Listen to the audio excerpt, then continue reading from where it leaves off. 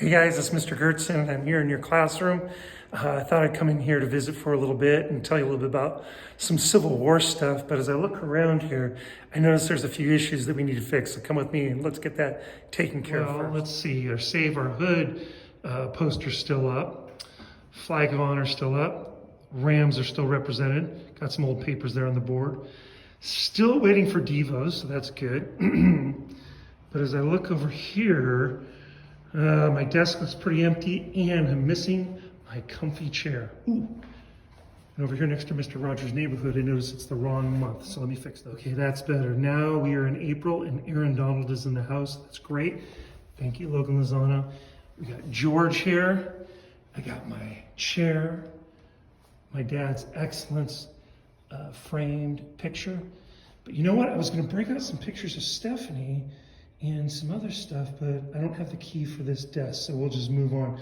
Let me get set up with a few other things. The rest of the classroom looks pretty much the same, but I'm gonna set up the projector right now. So in the early days of the Civil War, the Union thought that they were gonna have an easy victory. Basically, they thought all they had to do was march down to the Confederate capital of Richmond, Virginia, seize the capital, and then kind of like cutting off the head of a chicken. If you get the head, the body will die. They figured, hey, if we have control of their government, there's no way that orders can go out. There's no way that they can win. They have less supplies. They have less factories. It'll be easy to beat them. We can have this war done in about a year max, maybe a year and a half, but we'll definitely have it done in time if we can just get to Richmond.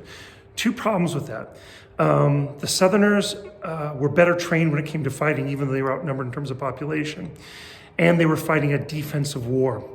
They didn't have to go and invade, the North did. And the North was wrong in thinking that just taking Richmond would end the war. And by the way, they don't get Richmond until 1865, 4 years later anyway, or almost 4 years later. So let's take a look at the map of the early days of the war. And we're basically going to focus on things you've already seen in your notes and try to just make that maybe make a little bit more sense. Now, as we look at this map right here, you can see this is the map. This is a Civil War era map of Washington, D.C.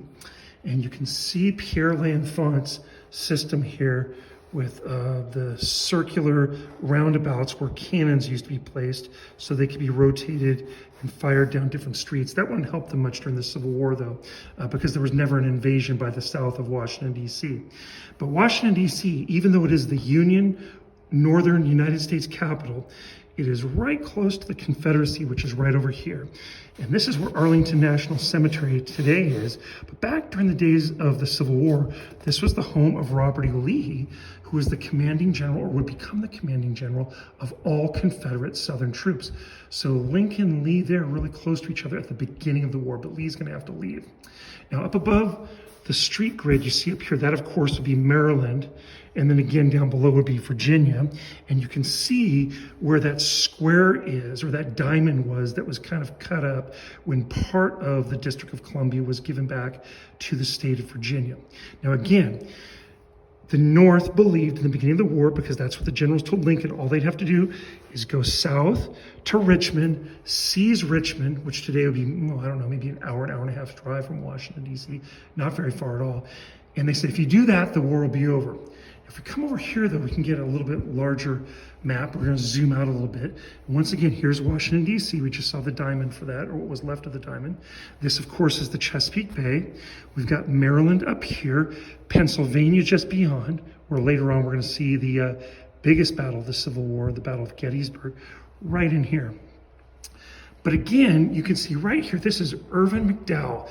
He's the commander of Union troops at the beginning of the Civil War, and he is going to lead the attack towards Richmond, but he is going to encounter the Confederate troops here at Bull Run in the south, known as Manassas. You can tell a Southerner or a Southern sympathizer put Manassas first when they created this map. And when they got there, at first, it looked like the Union was easily going to win, and they were pushing the Confederates back towards Richmond. But then the South was inspired to hold the line. And one of the most inspiring stories of that day was the story of Thomas Jackson, a Confederate general who, by the way, was anti-slavery. Isn't that interesting? He was a Confederate who was anti-slavery. He held the line. He once said, "I'm as safe on the battlefield as I am in my own bed.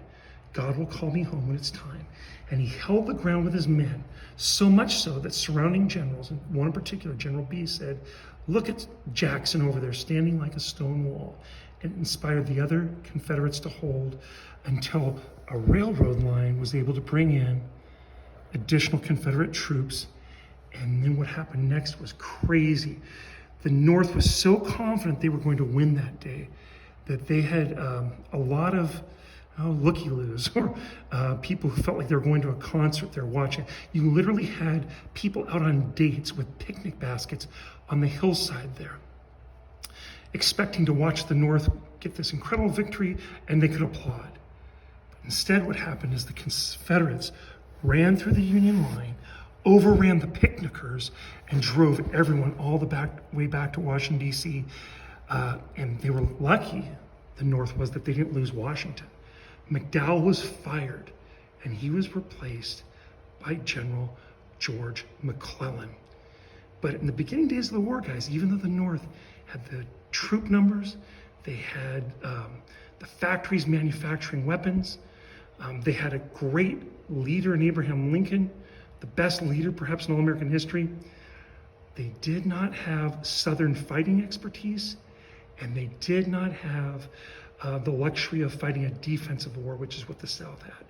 So Bull Run number 1, because yes, there will be a Bull Run number 2, was a Confederate victory and a Union loss, and the first time ever that trains were used to bring reinforcements to the battlefield. That's it for now, guys. God bless you, and I'll see you next time. Have a great night.